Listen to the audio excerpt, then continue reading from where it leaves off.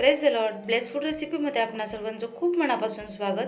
आणि आज आपण तांदळाची भाकरी अगदी उकड किंवा गरम पाणी न घालता सहज सोप्या पद्धतीने कशी करायची ती बघणार आहोत. तर आधी आपण तांदळाचं पीठ घ्यायचं आहे. हे मी घरगुती तांदळाचं पीठ दळून आणलेलं आहे. तुम्ही तुमच्याकडे कोणतंही तांदळाचं पीठ असलेलं घेऊ शकता. तर ज्यावेळेस तुमचं पीठ ताजं असतं त्यावेळेस तुम्हाला यामध्ये गरम पाणी किंवा उकड करून घ्यायची काही गरज नसते. मी इथे साधं थंड पाणी घालत आहे.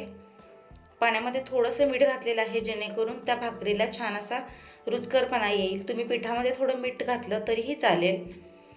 आणि भाकरी पूर्णपणे अवलंबून असते ते मळण्याच्या प्रक्रियेवर. तुम्ही कितपत छान मळता याच्यावर भाकरी कशी होते हे अवलंबून असतं. तर ज्यावेळेस तुम्ही तांदळाचं पीठ मळता ते चांगलं असं एकजीव करायचं आहे आणि खसखशीत मळायचं आहे. म्हणजे आपली भाकरी छान अशी टमटमीत फुगते आणि छान सॉफ्ट होते आणि भाकरी आपली तुटतही नाही. तरी इथे बघितलेलं आहे मी कोणत्याही प्रकारचं गरम पाणी घातलेलं नाही आहे. मी साधंच पाणी घालून पीठ छान मळून घेत आहे. तर तुम्हाला कितपत भाकरी करायची आहेत त्या अंदाजे तुम्ही पीठ घ्या आणि ते छान असं मस्त मळून घ्या. मी पुन्हा एकच सांगते की हीच एक महत्त्वाची टिप्स आहे की ज्यावेळेस तुम्ही भाकरी बनवता ती नाचण्याची असू दे, ज्वारीची असू दे किंवा तांदळाची असू दे, पीठ छान खसखशीत मळणं खूप महत्त्वाचं असतं. पीठ मळल्यामुळे पीठ छान हलकं फुलकं होतं आणि होणाऱ्या भाकरी देखील छान होतात, घट्ट होत नाहीत. तर दाखवल्याप्रमाणे पीठ छान मळून घ्यायचं आहे. इथे माझं पीठ मळून झालेलं आहे.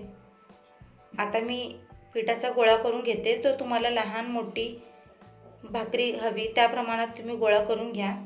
गोळा छान असा मस्त पसरवून घ्यायचा आहे आणि दाखवते त्याप्रमाणे गोलाकार करून घ्यायचा आहे जेणेकरून मग भाकरी करताना साईडून त्याला चिरा पडत नाहीत, म्हणजे भाकरी आपली फाटत नाही.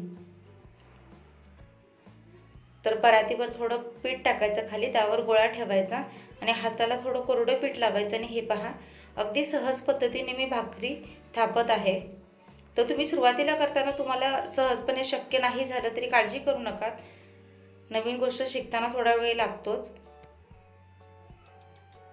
पण हे पहा छान अशी पटकन भाकरी आपली थापून झालेली आहे. तर अशाच पद्धतीने तुम्हाला लहान मोठी कशी हवी ती भाकरी तुम्ही थापून घ्यायची आहे. तर पीठ तुमचं जर नवीन असेल तर त्यामध्ये गरम पाणी घालायची काही गरज नाही.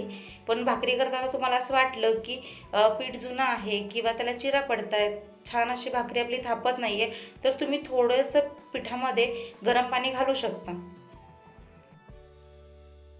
भाकरी तयार झालेली आहे. मी इकडे तवा गरम करायला ठेवलेला आहे. तवा छान गरम झाला की त्यामध्ये भाकरी टाकायची आहे. एक लक्षात घ्या, भाकरीसाठी तवा हा गरम असणंच गरजेचं आहे. थंड तव्यावर भाकरी टाकली तर भाकरी पचत नाही, म्हणजेच ती वारंटते आणि ती अशी सुकल्यासारखी होते. त्यामुळे भाकरी करताना तवा नेहमी गरमच हवा. तर वरच्या साईडने याला छान पाणी लावायचं आहे. तुम्हाला हाताने नसेल जमत तुम्ही एखाद्या कॉटनच्या कपड्याने जरी लावलं तरीही चालेल. इथे मला सवय आहे म्हणून मी हाताने लावते. तर असं सगळ्या बाजूने छान पाणी लावून घ्यायचं आहे. पाणी ओतायचं नाही आहे, फक्त पाण्याचा हात लावायचा आहे पातळसर. कारण नवीन करणाऱ्यांना खूप साऱ्या गोष्टींची आयडिया नसते.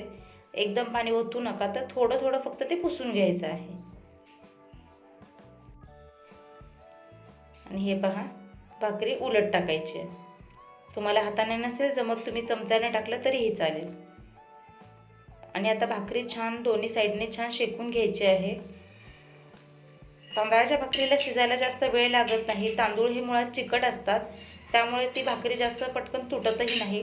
हे पहा भाकरी छान भाजायला सुरुवात झालेली आहे आणि हळूहळू भाकरी फुगायला देखील सुरुवात झालेली आहे. हे पहा मस्त अगदी टमटमीत फुगेल आपली भाकरी. तर पीठ छान मळलं की भाकरी छान फुगते आणि खायला छान मऊसूत लागते. हे बघा मस्त फुगते भाकरी. तर अशा प्रकारे दोन्ही साईडने छान भाकरी भाजून घ्यायची आहे. आणि ज्वारीच्या भाकरीसारखी किंवा नाचण्याच्या भाकरीसारखी तांदळाची भाकरी खूप वेळपर्यंत सॉफ्ट अशी राहत नाही.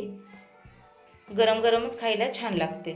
त्यामुळे ज्यावेळेस तुम्हाला जेवायला बसायचं असेल त्याआधी थोडा वेळ तुम्ही भाकरी केली तरीही चालेल. तर अशा पद्धतीने मस्त आपली तांदळाची भाकरी तयार झालेली आहे.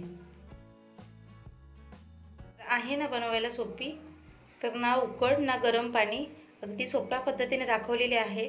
तुम्ही ही नक्की ट्राय करून बघा आणि रेसिपी आवडल्यास लाईक करा, शेअर करा, सबस्क्राईब करा आणि महत्त्वाचं म्हणजे घंटी वाजवायला विसरू नका. भेटूया पुढच्या व्हिडिओमध्ये. तोपर्यंत